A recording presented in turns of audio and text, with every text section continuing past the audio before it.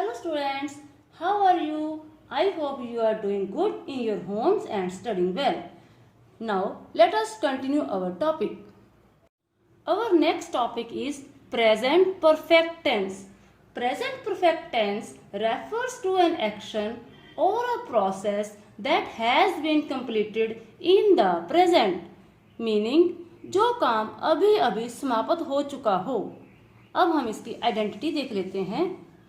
मैंने अभी बताया है चुका हो, तो इसकी आइडेंटिटी क्या है? चुका है, चुकी है, चुके हैं। और पंजाबी में चुका है, चुकी है, चुके हैं।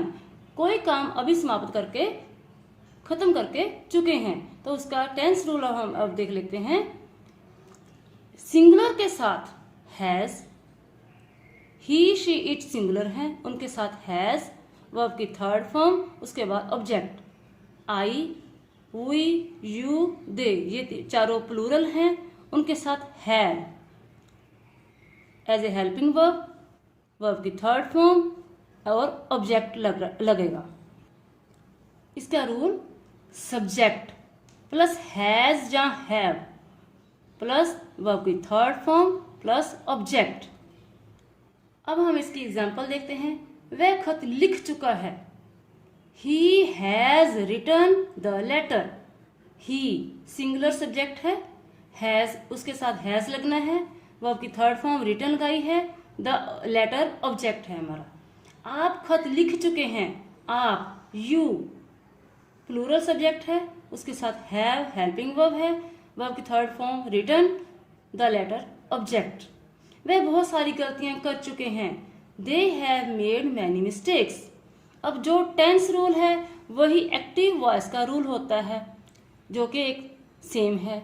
अब जब हम एक्टिव वॉइस को पैसिव वॉइस में चेंज करते हैं, तब उसका रूल सब्जेक्ट प्लस हैज और हैव, यहाँ पे भी हेल्पिंग वर्ब हैज और हैव ही थे, सेम ही यहाँ पर आ रहे हैं, प्लस बीन।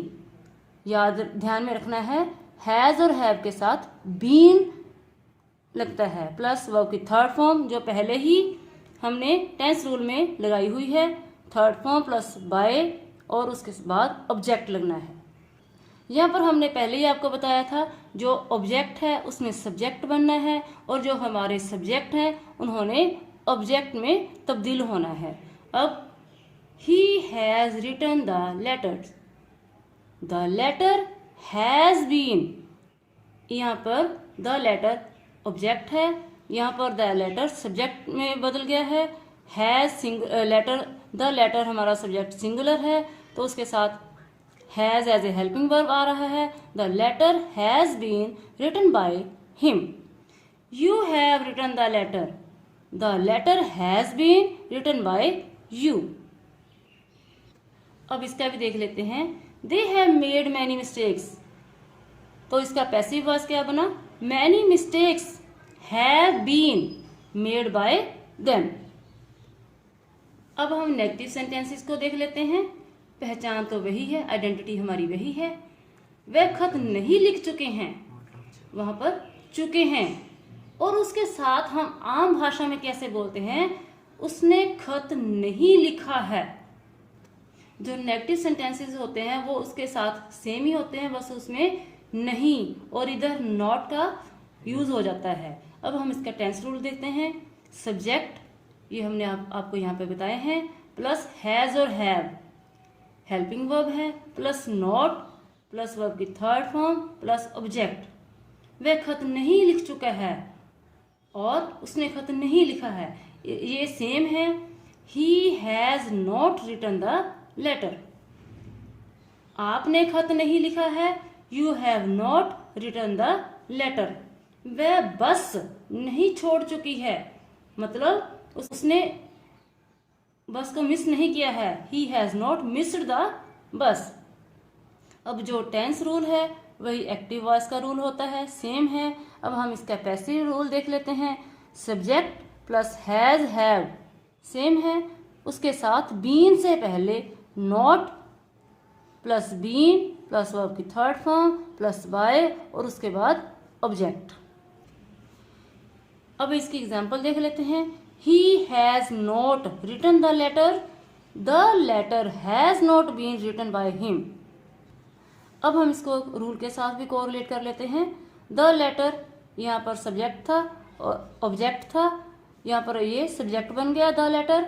हैज और हैव में से एक लगना है, उसके साथ not, been, third form written by, object हमारा ही से हिम आ गया। You have not written the letter, the letter has not been written by you. She has not missed the bus, the bus has not been missed by her. अब हम इसके interrogative को देख लेते हैं। क्या वह खत लिख चुका है?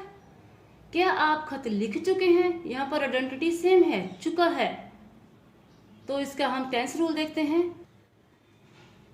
अब इसका tense rule has, have plus subject plus verb की थर्ड फॉर्म प्लस ऑब्जेक्ट और पीछे इंटेरोगेटिव साइन। मैंने आपको प्रेजेंट कॉन्टिन्यूअस टेंस में बताया था कि जब हमारा इंटेरोगेटिव टेंसेस चल रहे होते हैं तब जो हेल्पिंग वर्ब्स होते हैं वो सब्जेक्ट के आगे लग जाते हैं। तब अब इसमें भी यही है, जो हैज हैव है ये हमारे हेल्पिंग वर्ब है, वो इंटेरोगेटिव क्वेश्चन होने के कारण सब्जेक्ट के आगे आ गए हैं। क्या वह खत लिख चुका है?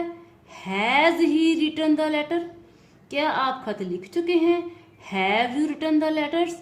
जो हमारा टेंस रूल होता है वही हमारा एक्टिव वॉइस का रूल होता है, सेम है। अब हम इसका पैसिव वॉइस का रूल देख लेते हैं। वो भी वैसे ही होगा जैसे हमने आपको यहाँ पे बताया। हैज हैव ने सब्जेक्ट के पहले लगना है, हैज है प्लस सब्जेक्ट प्लस बीन। जो परफेक्ट टेंसेस होते हैं उसमें सब्जेक्ट के साथ बीन और वर्ब की third form plus by object, उसके साथ इंटेरोगेटिव साइन लगना जरूरी है। अब एग्जाम्पल्स देख लेते हैं। Has he written the letter, interrogative sign. जो द लेटर है इस समय ऑब्जेक्ट है, इसने यहाँ पर सब्जेक्ट के रूप में चेंज होना है, लेकिन पहले हेल्पिंग वर्ब ने लगना है। Has the letter been written by him, interrogative sign. Have you written the letter? Has the letter, क्योंकि जो हमारा लेटर है वो सिंगुलर है इसलिए हमारा हैज हेल्पिंग वर्ब चल रहा है। Has the letter been written by you और पीछे इंटेरोगेटिव साइन। अब नेगेटिव इंटेरोगेटिव, क्या वह खत नहीं लिख चुका है? नेगेटिव इंटेरोगेटिव का मतलब मीन्स जिसमें नहीं भी लगा हुआ है और पीछे क्वेश्चन मार्क भी है। एक क्वेश्चन भी पूछा गया है, वो क्वेश्चन नावाचक है। क्या वह खत नहीं लिख चुका है? अब हम इसका टेंस रूल देख लेते हैं। हैज हैव आगे ही रहेंगे सब्जेक्ट से क्योंकि ये एक इंटेरोगेटिव क्वेश्चन है। Has have plus subject plus not plus verb की थर्ड फॉर्म प्लस ऑब्जेक्ट, पीछे interrogative sign. Has he not written the letter? जो हमारा टेंस रूल है वही हमारा एक्टिव वॉइस का रूल है, हमने पहले ही आपको बताया है। और अब हम एक्टिव वॉइस को पैसिव वॉइस में चेंज करने जा रहे हैं। उसका रूल है has have plus subject plus not plus been plus verb की थर्ड फॉर्म प्लस बाय और प्लस ऑब्जेक्ट, पीछे क्वेश्चन मार्क।